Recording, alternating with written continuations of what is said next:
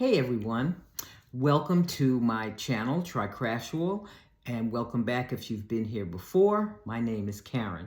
So my last video, I talked about the basics for getting started with watercolor painting. And if you're like me, a real beginner, then there's a lot that you need to learn so that you can get the best out of this experience. So I want to talk today about one of the three items that I talked about before: paintbrushes, paper, and watercolor paints. Today I want to talk about paintbrushes. Paintbrushes come in all different sizes, they come in different shapes, and eventually, if you really get into this medium, you will find what you like best in terms of shape and size of paintbrushes. So I'm not going to recommend any particular size. What I am going to suggest is that you get a couple of basics, probably round. This is a round paintbrush, and this is a size 16. Yeah, size 16. They come smaller, and you probably will use smaller ones more than this, okay? But I have several sizes of round paintbrushes. Now, I'm not going to go into all the different shapes and sizes that exist because there are a lot.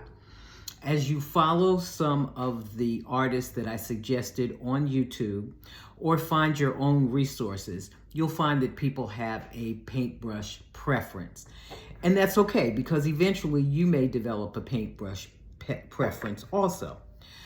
What I would say is get the best paintbrushes that you can afford. Now, I have some Princeton. Most of my paintbrushes actually are Princeton, and they are pretty pricey paintbrushes. You know, thinking in retrospect, they're probably not what I would have spent money on first, but I didn't know, and I did. So I bought rather expensive paintbrushes. Now, I said in my last video, you can start out with paintbrushes you get from a dollar store, a Five Below, a Hobby Lobby, or Michael's.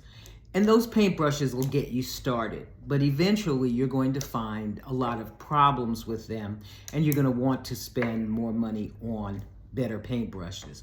So maybe you buy them one at a time, because we can be talking in the area of $20 for a paintbrush.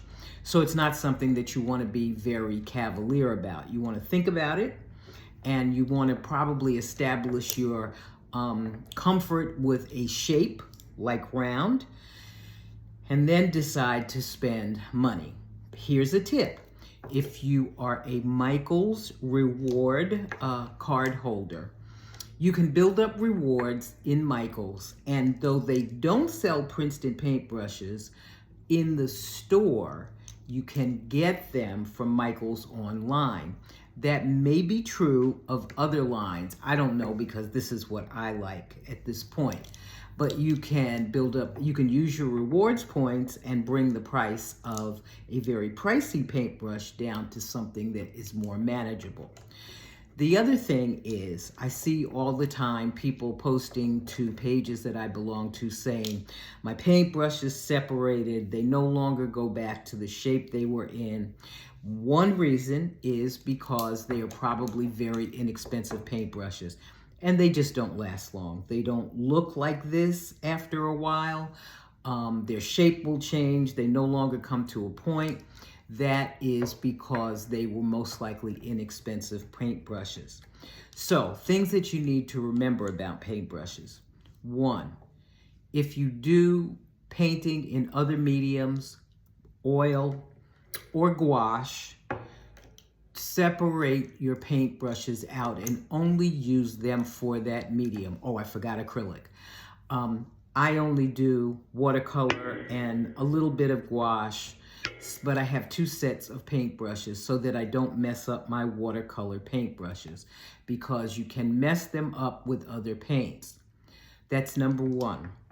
Number two, when you're using your paintbrushes, you switch them in water between colors to make sure that you're not transferring one color to another spot. I keep a towel or a piece of rag or cloth that I can wipe my paintbrushes on in between, make sure that I get the previous color out. When I finish painting, I swish my paintbrush very well, and I keep swishing it and wiping and swishing and wiping until I'm confident that all of the paint is out. Now I see that people use dish detergent, they say mild soap. I'm just not comfortable, so I don't use those things. But you can again look online and people will tell you how to do that. Next item, never leave your paintbrushes sitting in water. You will break down, somewhere in here there is glue. The glue will come undone and you will destroy your paintbrush. So never leave them sitting in water, not while you're actively painting, certainly not after. Next, when you are drying your paintbrushes after you have finished your color, wiped your paintbrush, they should be laid flat to dry.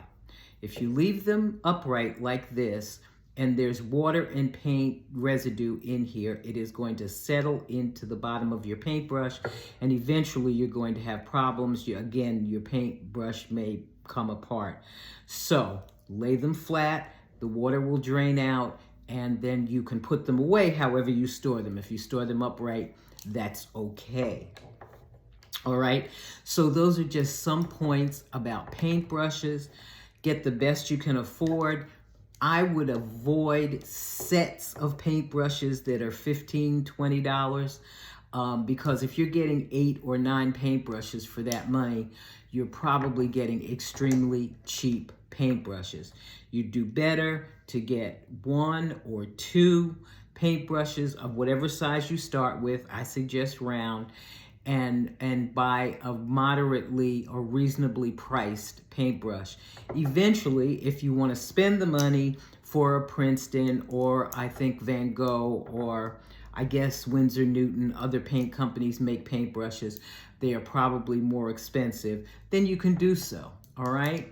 But start out with 1 or 2, see how it goes, and see if you even like this whole painting process with watercolor, all right? I happen to love it, but other people, they're not so crazy about it, or it becomes their secondary choice, not their primary. So that's all I wanted to say about paintbrushes.